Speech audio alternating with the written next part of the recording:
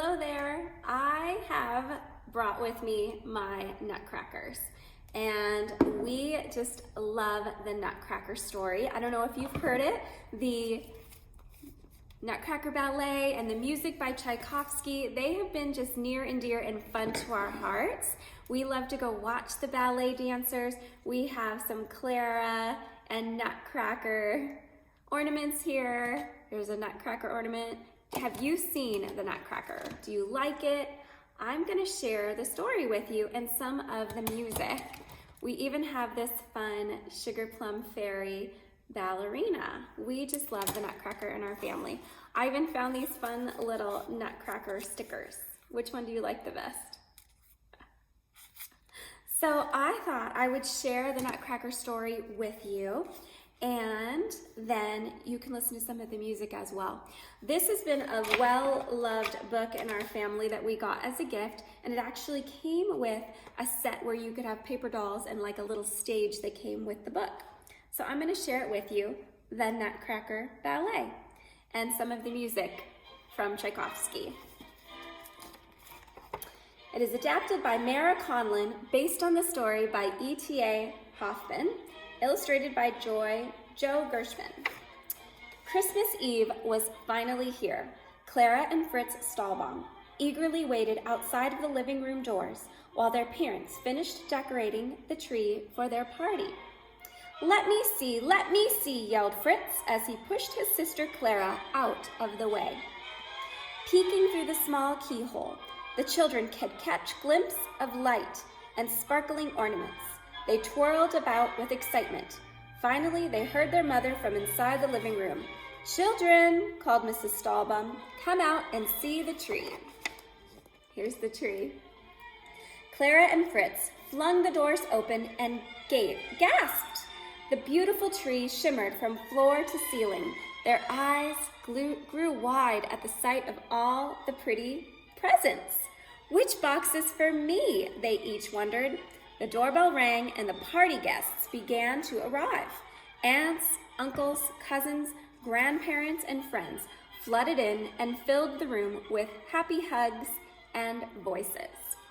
Oh, and what lovely gowns the ladies wore.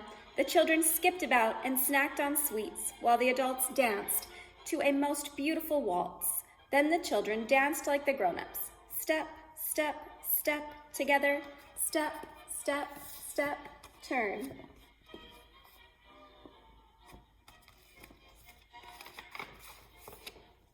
After dancing, it was time to open the presents. The children gleefully tore open their packages. The boys received toy drums and soldier hats. Beat, beat, beat went their drums. Fritz got a toy sword and led his group of soldiers around the room in a march. The girls received lovely dolls, each with a pretty dress and long hair. Clara opened her box and found a beautiful pair of new slippers. She put them on right away and began to twirl and dance in circles around the room. Then, a mysterious man wearing an eye patch and a long black cape swept into the room. Some of the children were frightened, but Clara knew who he was. "Godfather!" she exclaimed as she ran and leapt into his arms. There was always an air of wonder and magic when Herr Drosselmeyer visited, for he was a wonderful toy maker, and he always brought unusual and magical toys for the children.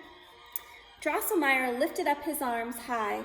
He looked like an owl with his wings spread wide open. The children stared at him, holding their breath in wonder. Whoosh! Down came Drosselmeyer's cape, and there behind him appeared 3 large, colorful boxes. They were almost as big as he was. Drosselmeyer opened the first box and revealed a beautiful Columbine doll, a life-size doll. He wound her up and she began to dance around the room. She turned and twirled just like a real ballerina.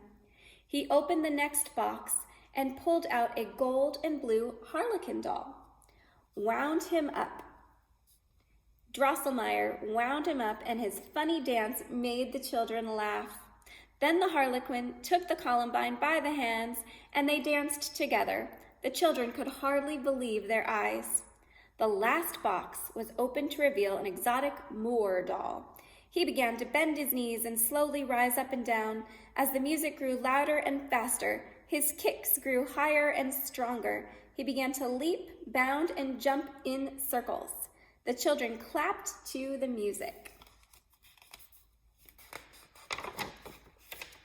Drosselmeyer brought out 2 more presents. First, he gave Fritz a hobby horse. Giddy up, yelled Fritz as he mounted the horse and galloped around the room. For Clara, he pulled out a tall, thin box. What could it be? She thought. Inside, she found an unusual-looking wooden doll. It had large teeth, a furry beard, and was dressed like a soldier. She had never seen a doll like this. This is a very special doll, said Drosselmeyer. He took a bowl of nuts from the table and gathered the children around. Watch carefully, he said. He placed a nut in the doll's mouth. Then he closed the doll's mouth and crack!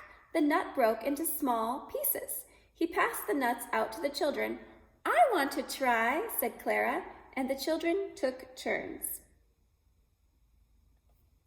Fritz ripped the doll from Clara's arms, threw him on the ground, and began to stomp on him. No, yelled Clara. She pushed Fritz aside and snatched up the Nutcracker, cradling him in her arms. 3 of his teeth were broken. It's a stupid, ugly doll anyway, yelled Fritz as he ran off to find his hobby horse. He's not ugly, wept Clara.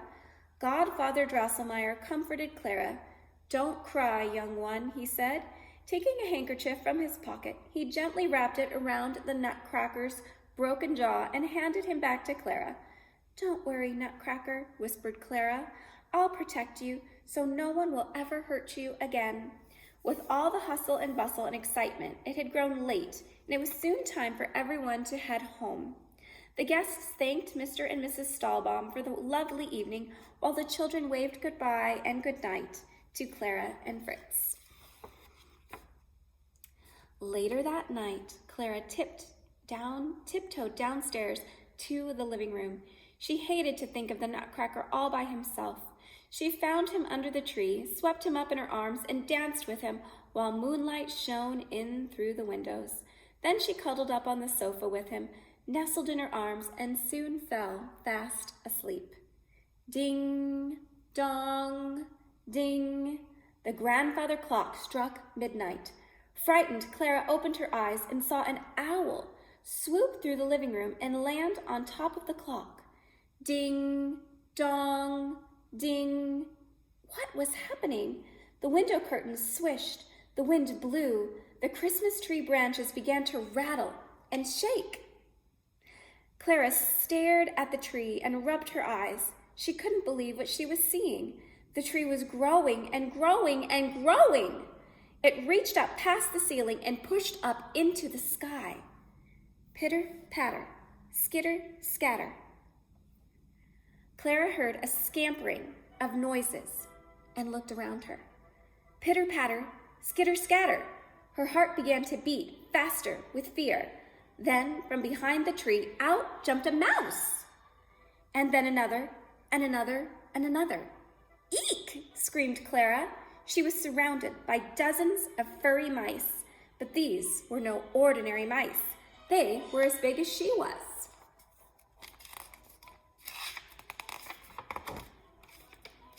Clara buried her head in her hands. I missed a page. She couldn't bear to look. When she peeked out through her fingers, there before her stood the Nutcracker. He had grown too. He looked big and strong, and he had a sword. As the mice attacked, he battled them one by one. He called for his toy soldiers. They marched out and dueled with the mice. This way and that way, up and down, back and forth, the soldiers and mice fought in a flurry of swords and tails. A loud boom echoed in the room as the king of the mice bounded into the battle. He had a crown and wore a large purple cape. "Watch out!" yelled Clara as the Mouse King leapt towards her Nutcracker. Clara quickly took off one of her slippers and hurled it at the Mouse King. Then she ran and leapt onto the sofa. Zonk! Clara's slipper hit him right in the head. The Mouse King stumbled around in dizzying circles. Seizing his chance, the Nutcracker leapt towards him and struck him with his sword, causing the Mouse King to fall to the floor. Fearing for their own lives, the other mice scurried and scampered off. The Nutcracker marched over to the sofa. He gently whispered, "Clara, you have saved my life, and I am forever grateful to you." When she lifted her head, she saw that her Nutcracker doll had turned into a handsome prince.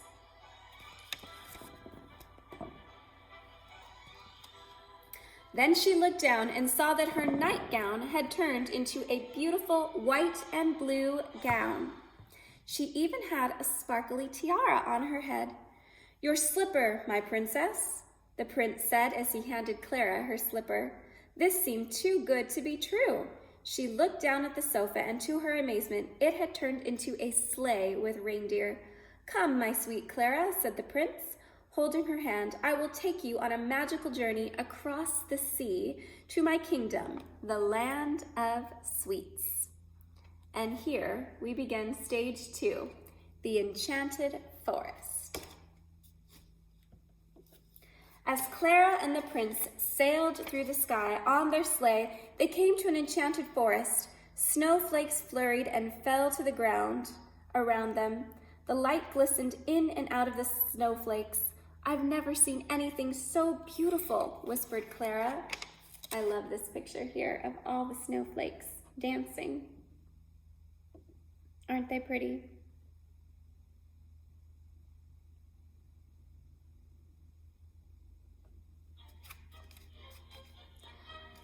Just as she thought the night couldn't be more magical, the snowflakes started coming to life. One by one, the snowflakes turned into whirling, twirling dancers. They glittered and glided gracefully around the trees. Clara and the prince joined the snowflakes in a shimmering dance through the winter wonderland. The prince led Clara into the sleigh again, and they sailed back into the sky. "We are almost to the land of sweets," said the prince. "I can hardly wait," whispered Clara. And now we have stage 3, the land of sweets, my favorite. Soon they arrived at the sugary land of sweets. Clara's eyes shone brightly. Everywhere she looked, she saw candy, ribbons and ribbons of candy. There were gumdrops and peppermint sticks, a huge chocolate fountain, and chocolate rivers as far as the eye could see. 2 angels greeted them. "Welcome, Prince," they said. "We have missed you." All the courtiers and people of the land gathered around to hear of the prince's travels. He told them of the battle with the Mouse King and how Clara had saved him. "Hooray for Clara!" the people cheered. "We will have a celebration to honor her." All the sweets of the land were summoned to perform a festival of dancing for Clara and the prince. Look at that chocolate fountain. Would you like to put some strawberries in there? Okay, now here are some of the different dancers, and I'll share some of the music with you. Here's the Spanish dancers. First came the Spanish dancers, right here, who sprang into a fiery and spirited dance of chocolate. "I wish I could dance like that," said Clara to the prince. Next is our Arabian dancer. Then the music grew soft. Can you hear it? It's very quiet. The music grew soft and quiet. Here she is. An Arabian dancer slowly walked forward. She began a dance of coffee, weaving her arms in and out. She lifted her leg to the side with her hand so high that it touched to her ear. Then we have, next, the Chinese dancers performed a dance of tea. They jumped quickly and lightly from one end of the stage to the other with their fans and umbrellas. Clara smiled with delight.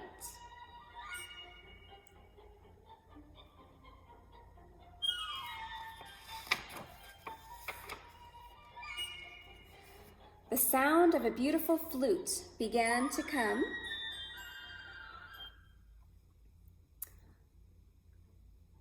The flute began to fill the air as the marzipan dancers came forward. The girls daintily danced around her partner, playing the flute. They had just barely finished when a Russian dancer came cartwheeling across the stage. Then another leapt in from the right, while a third somersaulted in from the left. Pause at 16 minutes.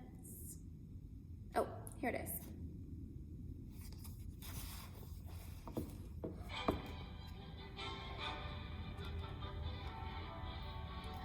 The Russian dancer came cartwheeling across the stage. Then another leapt in from the right, while a third somersaulted in from the left. They stomped their boots and clapped their hands in a lively, acrobatic folk dance. Clara leaned over to the prince. "I think they are my favorite," she said.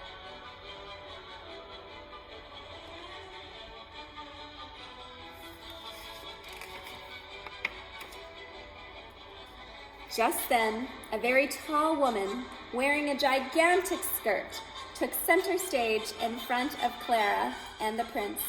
It was Mother Ginger. She lifted a small part of her skirt up, and one after the other, her little children came bouncing and pouncing out.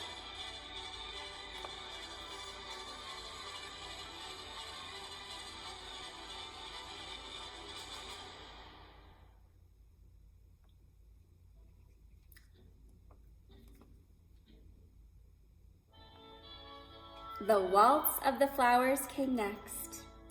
They wove themselves in and out of circles around each other. Their long ruffled skirts swished and swooshed as they pirouetted across the stage.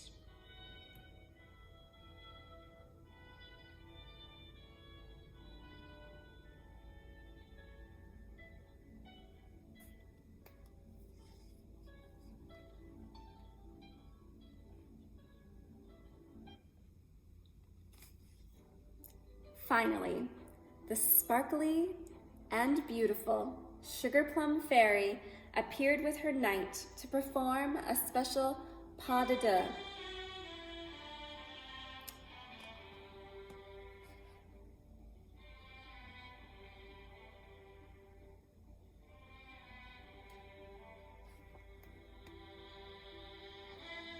Then all of the sweets joined in for one final dance together. Dawn was approaching, and it was soon time for Clara to return home. The prince led her to the magical sleigh. As everything grew misty and pale, Clara could feel herself floating as she slowly opened her eyes. Clara awoke and found herself back in her living room with her Nutcracker doll safely nestled in her arms.